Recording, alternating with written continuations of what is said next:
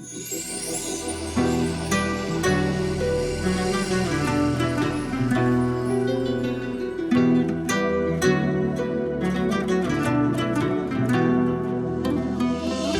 dunyoni nima qildim, dunyo o'zi bir kam bo'lsa, qalbim tilka pora bo'lar, onam ko'zida nam bo'lsa. Men dunyoni nima qildim, dunyo o'zi bir kam bo'lsa, qalbim tilka pora bo'lar, onam ko'zida nam bo'lsa. Ko'zlarimga qarab qoling nima jon bolam desa, otam davlatiyam, onam jannatim. Otam davlatiyam, onam jannatim. Jumla jahonim ular, baxtu kamolim tilar. Jumla jahonim ular, baxtu kamolim tilar. Bemor bo'lsam ming bor o'lib, ming bor tirilgan ular. Otam davlatiyam, onam jannatim. Otam davlatiyam, onam jannatim.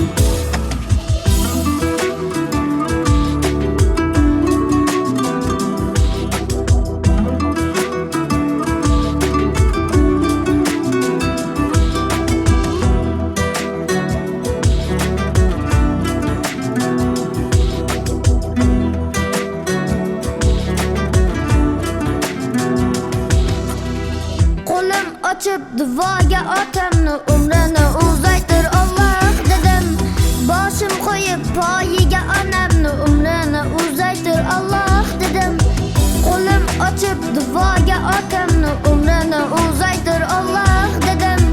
Boshim qo'yib poyiga onamni umrini uzaytir Alloh dedim. Qulingman qodir Xudo, jon desang jonim fido. Qulingman qodir Xudo, jon desang jonim fido.